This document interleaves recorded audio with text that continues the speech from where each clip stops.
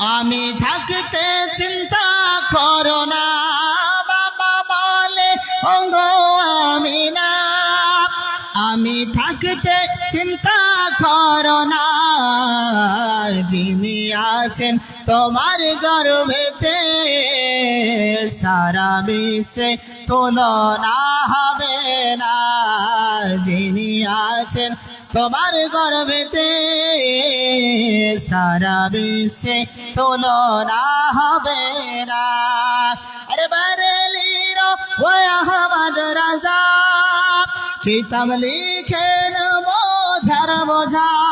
বরেলির ওই আহমদ রাজা কিতাব লিখে বোঝার বোঝা। কিতাব পড়ে সারা দুনিয়া হয়ে গেল নবীজির দিওয়ানা। নবী ছাড়া জান্নাত পাবে না, প্রিয় নবী কে ভুলে যেও না। নবী ছাড়া জান্নাত পাবে না,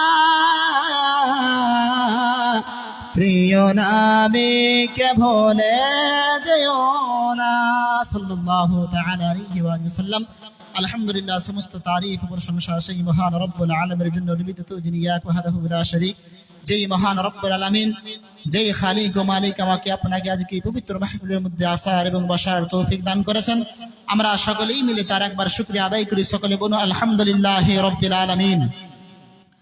তারপরে পরে আমার আপনার নবী দো জাহানের বাদশাহ, নবীদের নবী, শ্রেষ্ঠ নবী, রাহমাতুল লিল আলামিন নবী,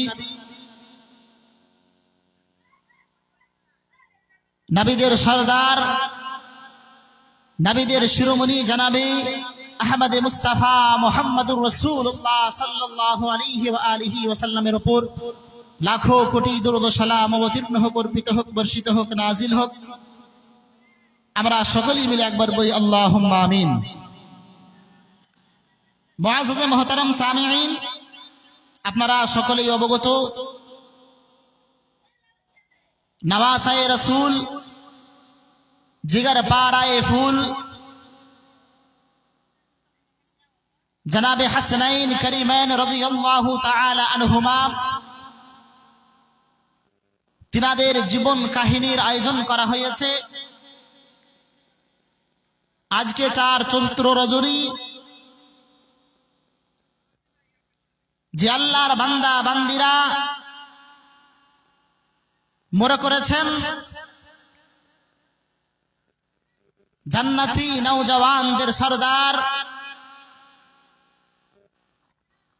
ফাতেমাতুজ জাহরা রাদিয়াল্লাহু তাআলা আনহার উত্তম চরিত্রবান দুই ছেলে,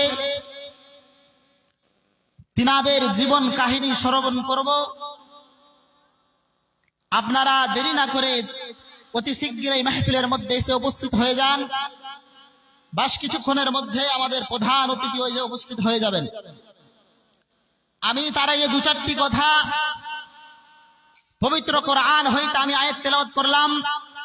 মহান রব্বুল আলামিন ইরশাদ করেন, ওয়া নুনাজ্জিলু মিনাল কুরআনি মা হুয়া শিফাউন ওয়া রাহমাতুল লিল মুমিনিন। আল্লাহ রব্বুল আলামিন তার বান্দাদেরকে বলছেন, আমার বান্দারা, আমি তোমাদের জন্য এমন একখানা কিতাব অবতীর্ণ করেছি, এমন একটি গ্রন্থ তোমাদেরকে দিয়েছি, ওয়া নুনাজ্জিলু মিনাল কুরআন, যেই কোরআনের মধ্যে আমি আল্লাহ তোমাদের জিন্দেগির, তোমাদের চলা ফিরা, উঠা বসা, সকাল থেকে নিয়ে সন্ধ্যা, সন্ধ্যা থেকে নিয়ে আবার সকাল পর্যন্ত তোমাদের দুঃখ কষ্ট পেরেশানি অসুখ বিসুখ সমস্ত রকমের জ্বালা যন্ত্রণার জন্য আমি আল্লাহ সেই কোরআনকে মুমিনদের জন্য শেফা বানিয়েছি। বলুন সুবহানাল্লাহ। যেই কোরআন আমার আপনার কাছে আছে,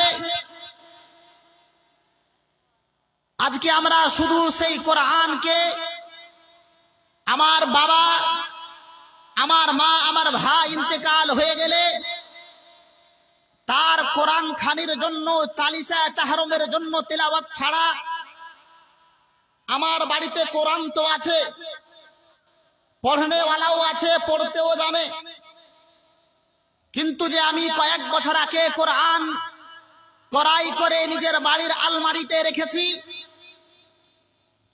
না পড়ার কারণে সেই কোরআনের উপরে ধুলো বালি পড়ে গেছে। কিন্তু আমার বাড়িতে একটি টিভি আছে, সেই টিভি সকাল সন্ধ্যা একদম ভালো ভালো স্প্রে দিয়ে তাকে সাফ করা হয়। কিন্তু মুসলমান, যেই কোরআন তোমার এই পবিত্র দিলকে পবিত্র করার জন্য এসেছিল, যেই কোরআন শুধু মানুষের চালিসা আর চাহরমে পড়ার জন্য না, আল্লাহ বলছেন হুদাল্লিন নাস, আমি এই কোরআনকে মানুষের হেদায়েতের জন্য অবতীর্ণ করেছিলাম। আমি আল্লাহ এই কোরআনকে আমার বান্দাদেরকে দিয়ে পাঠিয়েছি শিফাউল লিল মুমিনিন, মুমিনদের সমস্ত দুঃখ কষ্ট তারা যদি আপনার দুনিয়ার কোন মানুষের সামনে বায়ান না করে আমার কোরআনকে একবার খুলে পড়তে শুরু করে দেয়, আল্লাহ রাব্বুল আলামিন সেই কোরআনের মধ্যে ইরশাদ করেন, আলা বিযিকরিল্লাহি তাতমাইন্নুল কুলুব, হে আমার বান্দা, তুমি দুনিয়ার মধ্যে কষ্টের মধ্যে আছো, পেরেশানির মধ্যে আছো, দুঃখের মধ্যে আছো, তোমার দুঃখ কষ্ট জ্বালা যন্ত্রণা ছাড়ছে না, তার ওষুধ তুমি খুঁজে পাচ্ছ না, দুনিয়ায় লাখো টাকা খরচা করে দেশ বিদেশ তুমি ঘুরে বেড়াচ্ছ, ডাক্তার দেখাচ্ছ, তোমার শরীরের মধ্যে তোমার দিলের মধ্যে চাইনো সুকুন আসে না। আল্লাহ বলছেন আলা বিযিকরিল্লাহি তাতমাইন্নুল কুলুব, আমি আল্লাহ এই কোরআনকে তোমার জন্য সমস্ত রকমের এই দিলের আপনার গندگی থেকে পবিত্র দিলকে পাক করার জন্য শিফা করে পাঠিয়েছি। যদি তুমি এই কোরআনকে তেলাওয়াত করতে, আমার কোরআন তোমার সেই সমস্ত দুঃখ কষ্টকে দূরে সরিয়ে দিতে। বলুন সুবহানাল্লাহ। নারায়ে তাকবীর, নারায়ে রিসালাত, নারায়ে রিসালাত। ওলামায়ে আহলে সুন্নাত, ওলামায়ে আহলে সুন্নাত জীবনী বক্তা জনাব হযরত আল্লামা মাওলানা সুলতান কালিমি সাহেব, নারায়ে তাকবীর, নারায়ে রিসালাত।